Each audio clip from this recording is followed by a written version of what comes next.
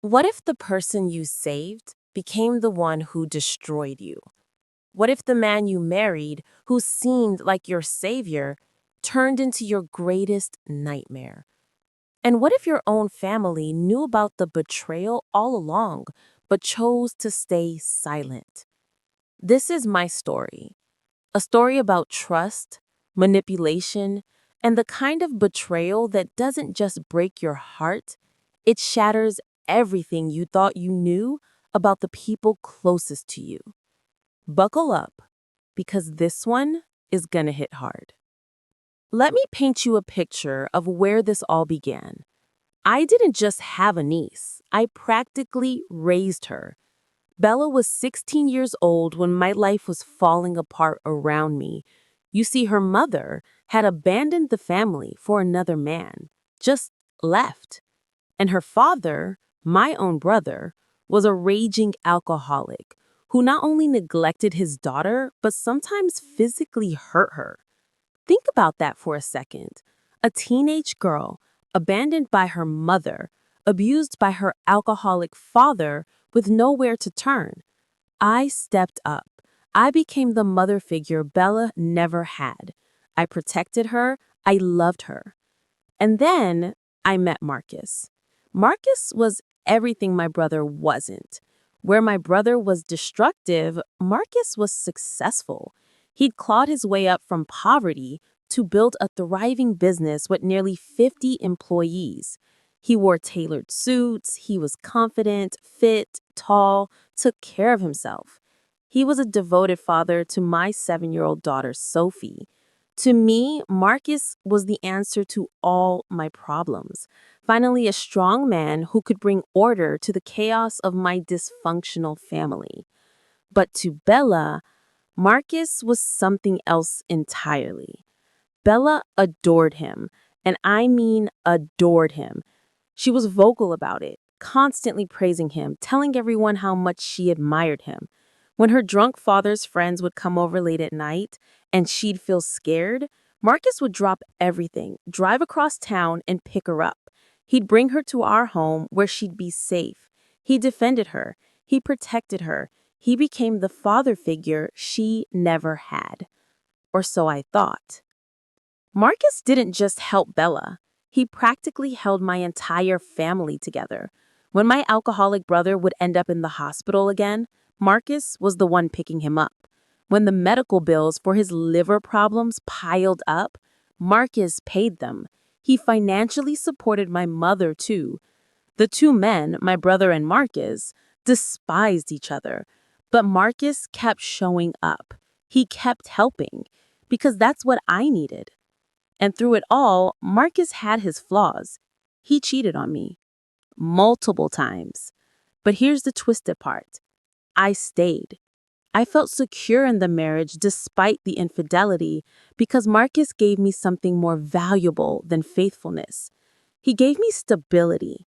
He gave me control over the chaos that had defined my life. He was the glue holding everything together, or so I thought. And then the bomb dropped. After more than a year of deception, I discovered the truth. Marcus and Bella had been having an affair. Not just a one-time mistake, not just a moment of weakness. They've been sneaking around behind my back for over a year. After family dinners, before family gatherings, whenever I wasn't around, they were together. Let that sink in. The niece I raised, the girl I protected from an abusive father, the teenager I welcomed into my home. That girl had been sleeping with my husband. The man who was supposed to be my protector had become my predator. But here's where it gets even more twisted. When I confronted Bella, she didn't apologize. She didn't break down in shame or regret. No, she looked me dead in the eye and said the words that would haunt me forever. I want your husband. I deserve him more than you. Read that again. I deserve him more than you. Not I'm sorry, not I made a mistake. She literally told me, the woman who raised her, who protected her, who loved her like a daughter, that she deserved to take my husband. The audacity, the cruelty, the sheer narcissism of it all. I filed for divorce. But Marcus and Bella didn't even wait for the ink to dry on the papers. They started dating publicly, officially, while I was still legally married to him. Can you imagine the humiliation? The entire family knew, friends knew, everyone watched as the man I'd built a life with paraded around with my niece, the girl I'd raised. But remember my alcoholic brother, Bella's father, his story was about to take the darkest turn. He died. And before he died, desperate and broke, he went to Marcus begging for money, the same man who was sleeping with his daughter, the same man who had destroyed his sister's marriage. My brother died knowing his daughter had betrayed the one person who tried to save them both. Now, here's where karma starts to show its face. The relationship between Marcus and Bella didn't last, and it fell apart in the most predictable, tragic way possible. Marcus started drinking. The successful suit-wearing businessman began to crumble. He cried in front of my young daughter, Sophie, traumatizing her with his emotional breakdowns. And then he did something that revealed who he really was underneath that polished exterior. He became violent with Bella, the same way her father had been violent with her. Think about the psychological horror of that. Bella escaped her abusive father only to end up with an abusive lover. The cycle repeated itself in the cruelest way imaginable. But Marcus didn't take responsibility. Of course he didn't. Instead, he blamed Bella for ruining our marriage. The marriage he destroyed by having an affair with my niece. The marriage he betrayed by sneaking around for over a year. He blamed her. And Bella was obsessed with him. Despite the violence, despite the manipulation, despite everything, she couldn't let go. Until, finally, she did. She left him. But here's the kicker that my therapist helped me understand. Their relationship was 90% physical. Bella did everything Marcus wanted in the bedroom. Every fantasy, every desire, she fulfilled. That was the foundation of their entire relationship. It wasn't love. It was lust and power and control. And when that faded, there was nothing left. After Bella left, Marcus tried to win her back. And here's what really cut me deep. He tried harder to get Bella back than he ever tried to get me back. Let that sink in. The woman who stood by him, who accepted his cheating, who gave him a daughter, who built a life with him. He didn't fight for me.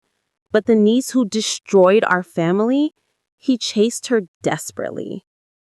Meanwhile, Bella moved on quickly. She was, by all accounts, devastatingly beautiful. She found someone new easily, and Marcus spiraled further into his desperate attempts to reclaim what he'd lost. But wait, because there's another layer of betrayal that makes this story even more painful. Remember my mother? Remember my brother before he died? They knew. They knew about the affair the entire time, and they said nothing. Why? Because Marcus was paying for everything. He was supporting my mother financially. He was covering my brother's medical bills. They were dependent on him. So they watched their daughter and sister get betrayed, humiliated, and destroyed, and they stayed silent to protect their meal ticket. They chose money over family. They chose comfort over truth. When I discovered this, it wasn't just my marriage that died. It was my entire sense of family. So where are we now, 1 year after everything fell apart?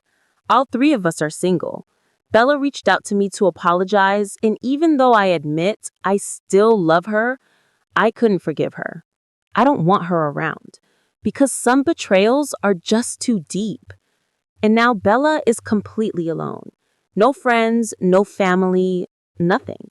The girl who thought she deserved someone else's husband is now isolated, dealing with the consequences of her choices. Marcus, he's dating women in their early 20s, chasing youth, trying to recapture whatever he thinks he lost, still running from himself. And me, I'm in therapy. I have a good job. I'm focusing on raising my daughter Sophie in a healthy, stable environment. I'm rebuilding my life piece by piece. I blamed myself for so long, wondered what I did wrong. Why wasn't I enough? My therapist helped me understand that none of this was about my inadequacy. It was about two broken people who destroyed everything around them. So, what do we take away from this absolutely devastating story?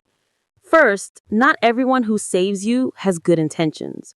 Marcus looked like a hero, but he was a predator waiting for the right moment. Second, the people you raise, the people you save, can still betray you. Bella received love, protection, and safety from me, and she repaid it with the ultimate betrayal. Third, family doesn't always mean loyalty. My own mother and brother chose financial security over protecting me from heartbreak. Fourth, dysfunction breeds dysfunction. Bella escaped an abusive father only to end up in an abusive relationship with Marcus. The patterns we grow up with often repeat themselves unless we do serious work to break them. And finally, sometimes the trash takes itself out. Both Marcus and Bella revealed exactly who they were. I lost people I thought were essential to my life only to realize I'm better off without them. This story isn't really about an affair. It's about the many layers of betrayal that can exist within families. It's about how the people we trust most can be the ones who hurt us deepest. I gave Bella a home when she had none. I gave Marcus a family when he needed one, and they both took everything from me. But here's the thing, I survived. I'm rebuilding. I got therapy, I'm focusing on my kid, I'm rediscovering my worth. Because at the end of the day, the best revenge isn't getting even. It's building a better life without the people who tried to destroy you.